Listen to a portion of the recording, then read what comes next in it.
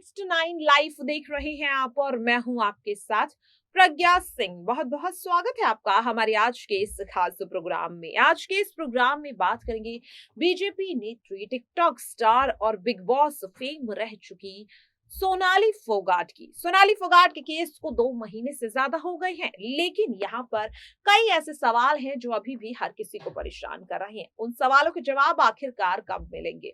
सोनाली फोगाट के केस की अगर बात करें तो कई ऐसे चौंकाने वाले खुलासे हुए जिन्हें सुनकर हर किसी के रोंगटे खड़े हो जाएंगे, हर किसी की रूह कांप जाएगी। लेकिन आखिरकार क्यों फिर भी इस केस में कह सकते हैं कि किसी भी आरोपी के खिलाफ कोई बयान नहीं आया? किसी भी आरोपी को लेकर के यहाँ पर कह सकते हैं कि कोई ऐसा सबूत सामने नहीं आया जिसके बाद बिना किसी संदेह के ये कहा जा सके कि ये शख्स इस केस का मुख्य मुजरिम है। शक के घेरे में हर कोई आया, लेकिन किसी को भी पूरे पुख्ता सबूत के साथ या पूरे विश्वास के साथ ये नहीं कहा जा सकता कि हाँ, यही है सोनाली फोगाट के केस का असली मुजरिम। जी हाँ, अगर सोनाली फोगाट की बात करें तो 22 अगस्त को सोनाली फोगाट का निधन हुआ गोवा के कर्लिस रेस्टोरेंट में। इसके बाद इस केस की छानबीन गोवा पुलिस करती हुई दिखाई दी। किस तरह से गोवा पुलिस ने इस केस में मुख्य आरोपी सुधीर सांगवान को मात्र 24 घंटों के अंदर गिरफ्तार कर लिया। कन्फेशन भी मिल गया सिर्फ 10 दिनों के भीतर। यहाँ पर अगर कोर्ट की बात करें तो कोर्ट की तरफ से लगातार कस्टडी की तारीख यहाँ पर बढ़ाई गई, लेकिन सवाल ये उठ रहा है कि 2 महीने हो चुके हैं इस केस की शुरुआत हुए, लेकिन अभी तक इस केस की चार्जशीट तक दाखिल नहीं हुई। ये सवाल हर किसी को परेशान कर रहा है। आखिरकार क्या वजह है कि सोनाली फोगाट के केस की चार्जशीट दाखिल करने में सीबीआई इतना वक्त लगा रही है? ऐसे कई सवाल हैं जो अब हर किसी को परेशान कर रहे हैं और एक बार फिर से इन सवालों के जवाब देने की पूरी कोशिश करेंगे। बिना किसी देरी के प्रोग्राम की शुरुआत करते हैं। तो जिस तरह से यहाँ पर देखने को मिला कि कहीं ना कहीं सिर्फ इस केस में छानबीन होती हुई दिखाई दी, कार्रवाई होती हुई दिखाई दी, लेकिन गोवा पुलिस भी इस केस में खामोश नजर आई और सीबीआई भी इस केस में खामोश नजर आई। हालांकि दोनों को लेकर ये कहना कि सोनाली फोगाट के केस को दबाने की कोशिश की जा रही है, ये गलत है। जी हाँ, गोवा पुलिस की बात करें तो गोवा पुलिस ने भी इस केस में अपना 100% दिया, पूरी तरह से छानबीन की, सबूत भी हाथ लगे, कन्फेशंस भी हाथ आए। जिस तरह से सीसीटीवी फुटेज सामने आए, जिस तरह से अगर बात करें ग्रैंड लियोनी रिजॉर्ट से कई सबूत हाथ लगे, कई सुराग हाथ लगे, लेकिन यहाँ पर ये कमी देखने को मिली कि सुराग, सबूत ये सब तो हाथ लगे, लेकिन कार्रवाई किसी के खिलाफ होती हुई नहीं दिखाई दी। यहाँ पर ये देखने को मिला कि सिर्फ इस केस में सुधीर सांगवान, जो सोनाली का पर्सनल असिस्टेंट है, केवल उसी से पूछताछ होती हुई दिखाई दे रही है, उसी को कस्टडी में लिया जा चुका है। लेकिन यहाँ पर शक के घेरे में सोनाली का परिवार आया, सोनाली के भाई बहन आए, सोनाली की माँ, उनके जीजा तक आए, लेकिन किसी की यहाँ पर गिरफ्तारी नहीं हुई।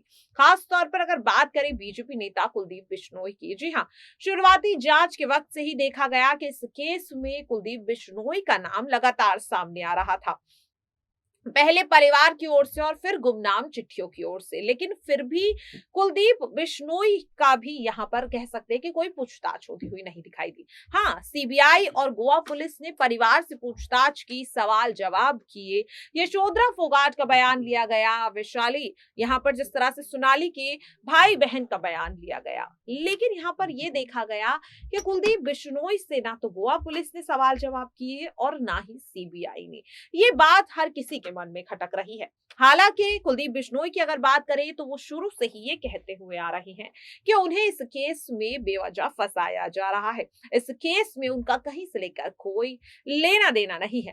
यहाँ तक कि उन्होंने अपने और सोनाली के रिश्ते को लेकर भी सफाई देते हुए यही कहा कि सोनाली को मेरी पार्टी में आने से कोई दिक्कत नहीं थी, वो बल्कि वो मेरी पार्टी में आने से काफी ज्यादा खुश थी। जिस तरह से हमने बीते 18 अगस्त को मुलाकात की और हिसार में यानी कि हरियाणा में किस तरह से बीजेपी को मजबूत किया जाए इसे लेकर कई रणनीतियां बनाई, लेकिन उसके बाद सोनाली फोगाट गोवा चली गई और उसके बाद वो वापस लौटकर नहीं आई, जिसका उन्हें काफी दुख है। इस तरह की बात कुलदीप बिश्नोई कहते हुए दिखाई दिए। लेकिन यहाँ पर अब सवाल उठ रहा है सीबीआई पर, क्योंकि यहाँ पर सीबीआई करीब 1.5 महीने से इस केस पर काम कर रही है, लेकिन देखा जा रहा है कि सीबीआई की ओर से ऑफिशियल स्टेटमेंट नहीं आया कि आखिरकार क्या सबूत सीबीआई के हाथ लगे हैं, क्या सुराग सीबीआई के हाथ लगे, कौन कौन गवाह हैं। इसे लेकर सीबीआई कुछ भी बोलती हुई नजर नहीं आई। सिर्फ ये एक खबर सामने आई कि जो गुमनाम चिट्ठियां सोनाली फोगाट के घर पहुंची थी वो सीबीआई तक पहुंच गई है, जिसके बाद सीबीआई जांच कर रही है।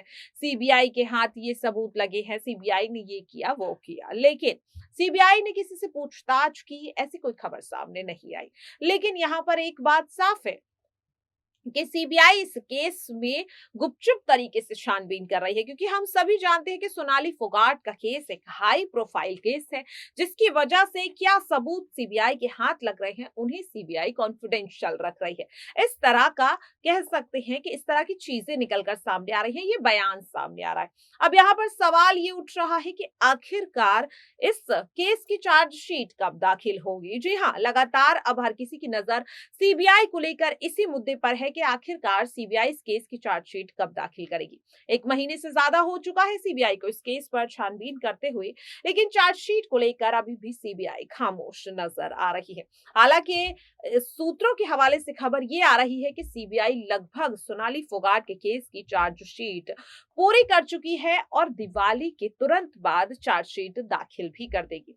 जिस तरह से यहाँ पर अगर मैं बात करूं, सुधीर सांगवान और सुखविंदर की पेशी जब कोर्ट में हुई तो दोनों के वकीलों ने भी यही कहा कि सोनाली फोगाट के केस की चार्जशीट जब सीबीआई दाखिल कर देगी तो पूरा सच सामने आ जाएगा। यहाँ पर जिस तरह से कोर्ट में दलीलों के वक्त वकील इस बात का दावा करता हुआ दिखाई दिया कि सुधीर सांगवान इस केस में बेगुनाह है।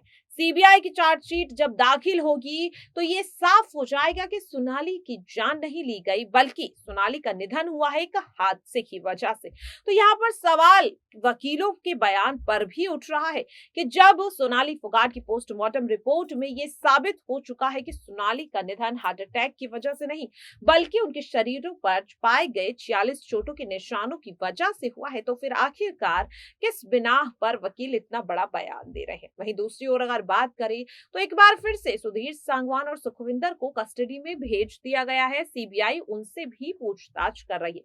जिस तरह से सीबीआई यहाँ पर अगर बात करूं तो पहले सुधीर सांगवान से पूछताछ करती हुई दिखाई दी, उसके बाद सोनाली फोगाट के फार्म हाउस पर छानबीन करती हुई दिखाई दी, और अब जिस तरह से फाइनली देखने को मिला कि सीबीआई गुड़गांव के जिस तरह से ग्रीन सोसाइटी में पहुंची और वहां पर छानबीन की, तो एक बात तो साफ है कि सीबीआई इस केस में जांच की रफ्तार लगातार बढ़ाती हुई दिखाई दे रही है। हाँ, अगर यहाँ पर कमी दिख रही है तो वो कमी यहाँ पर सिर्फ इस चीज को लेकर के दिख रही है कि सीबीआई की ओर से कोई भी स्टेटमेंट सामने नहीं आ रहा है।